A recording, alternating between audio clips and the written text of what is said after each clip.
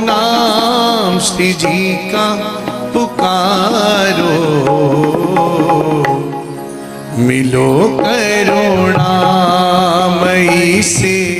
जय जय श्री हित हरि वंश, जय जय श्री सद्गुरुदेव भगवान की जय।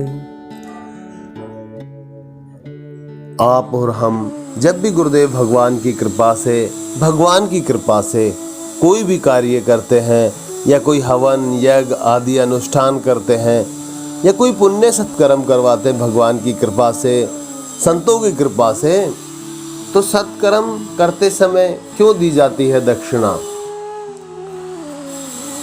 हमने कभी ये सोचा नहीं कि क्यों दी जाती है। बस इतना मानते हैं कि पुण्य काम हुआ है, अच्छा काम हुआ है, इसलिए पंडित जी को या दूसरे संत भगवानों को दक्षिणा देनी चाहिए। हम इसके बारे में गुरुदेव भगवान की कृपा से कुछ जानेंगे, चर्चा करेंगे। महालक्ष्मी का अवतार है, कला अवतार है दक्षिणा जी।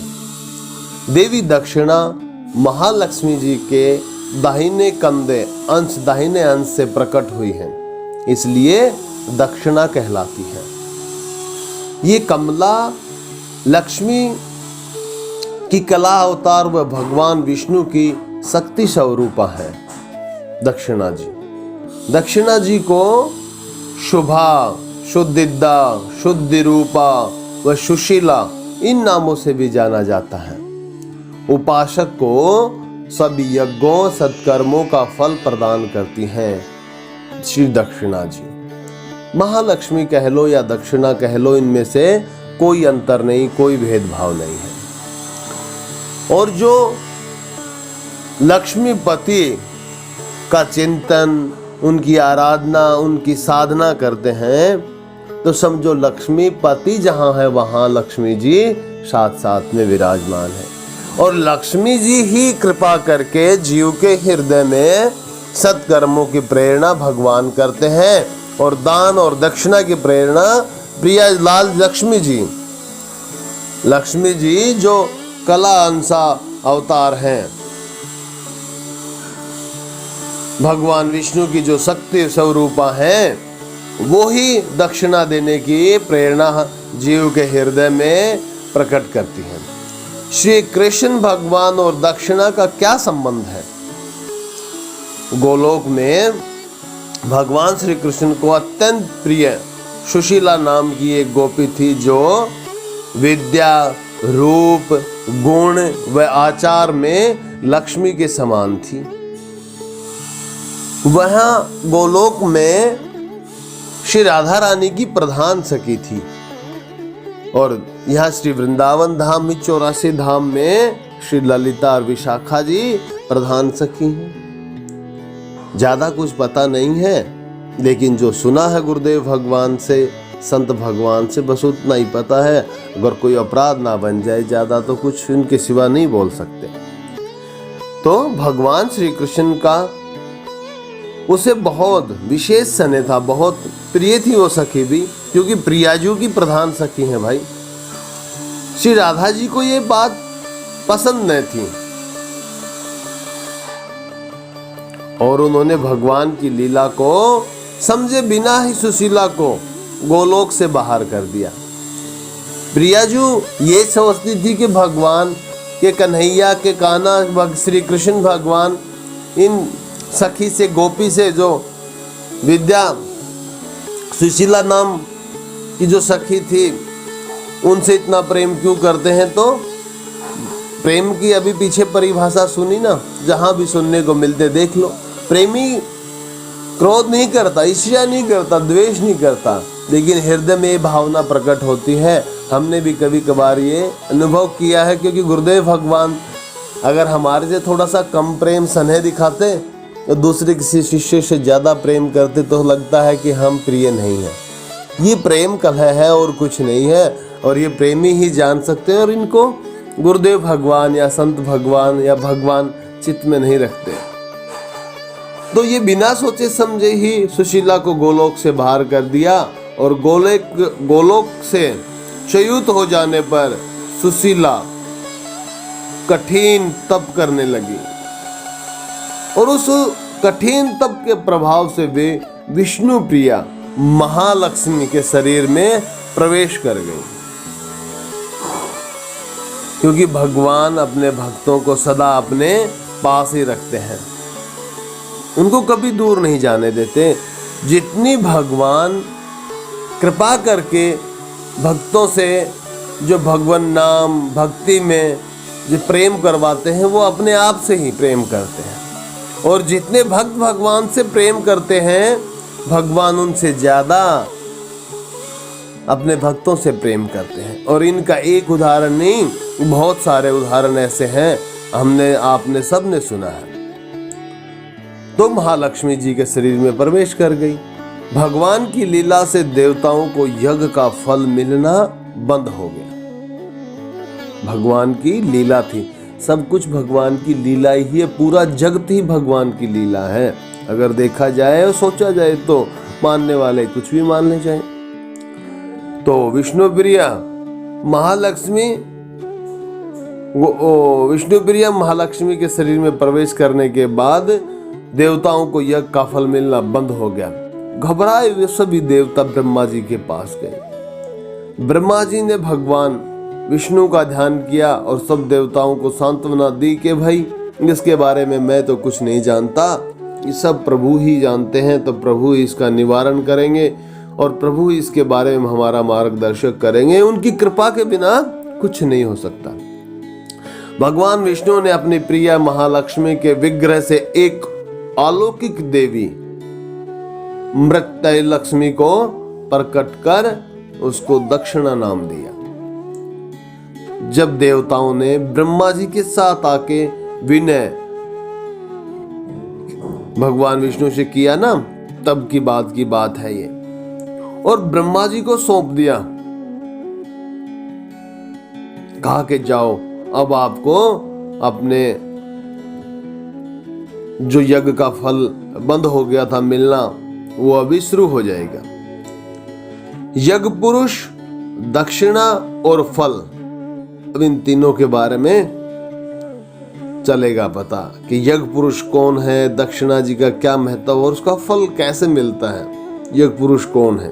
ब्रह्मा जी ने यज्ञ पुरुष के साथ दक्षिणा का विवाह कर दिया।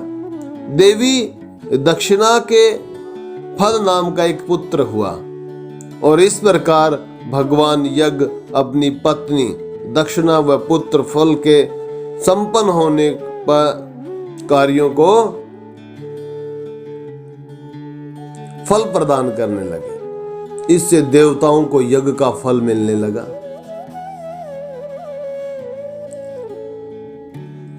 दक्षिणा की कृपा के बिना, या इसलिए शास्त्रों में दक्षिणा के बिना यज्ञ करने का निषेध है। दक्षिणा जी की कृपा के बिना प्राणियों के सभी कर्म निष्फल हो जाते हैं। ब्रह्मा, विष्णु, महेश व अन्य देवता भी दक्षिणाहीन कर्मों का फल देने में असमर्थ रहते हैं। ऐसा शास्त्रों में लिखा है और ये भगवान का ही कहना है, भगवान श्री कृष्ण का।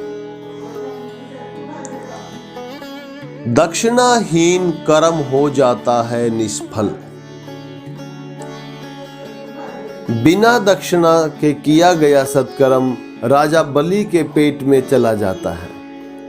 पूर्व काल में राजा बलि ने 3 पग भूमि के रूप में त्रिलोकी का अपना राज्य जब भगवान वामन को दान कर दिया, तब भगवान वामन ने बलि के भोजन आहार के लिए दक्षिणाहीन कर्म उसे अर्पण कर दिया। दक्षिणाहीन कर्म उसे अर्पण कर दिया कि जो सत्कर्म करेगा, यज्ञ करेगा, हवन करेगा और जो दक्षिणा नहीं देगा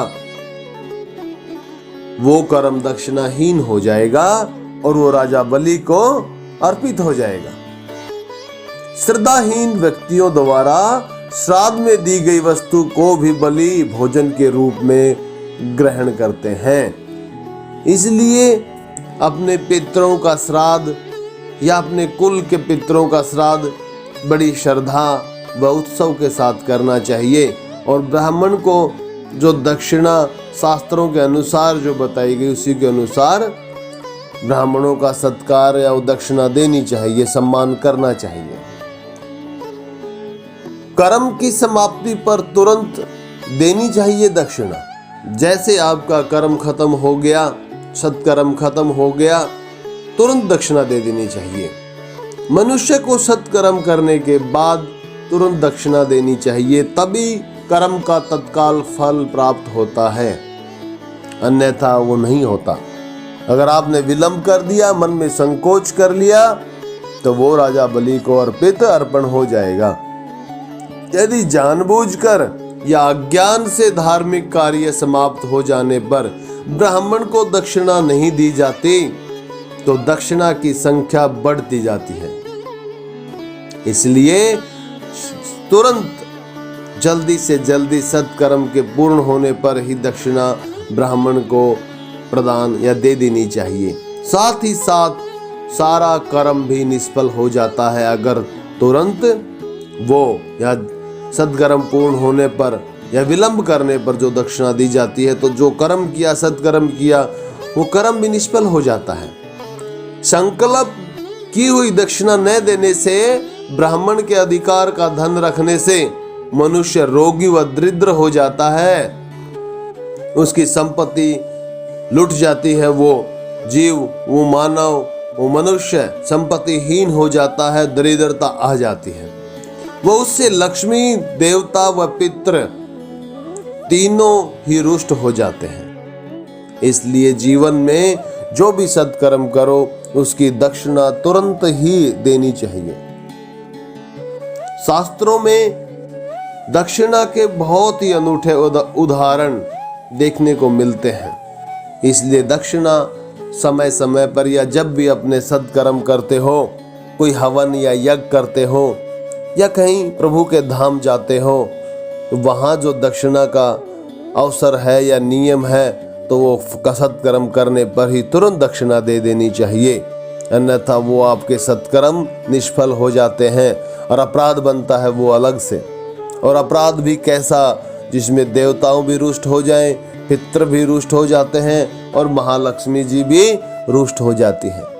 एक सत्कर्म के बदले हम भावना तो ऐसे रखते हैं कि किसी जीव को कष्ट नहीं होना चाहिए, और यहाँ तो आपने सब का सब ही उलट पुलट कर डाला।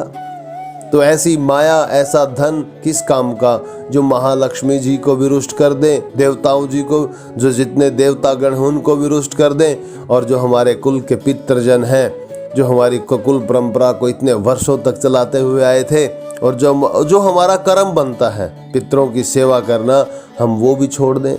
तो ऐसी दक्षिणा तुरंत कर दो। जैसे ही सत्कर्म हुआ, कोई हवन यज्ञ हुआ, वो दक्षिणा तुरंत उसी समय ब्राह्मण को दक्षिणा दे देनी चाहिए, और सब के सब प्रसन्न रखने चाहिए।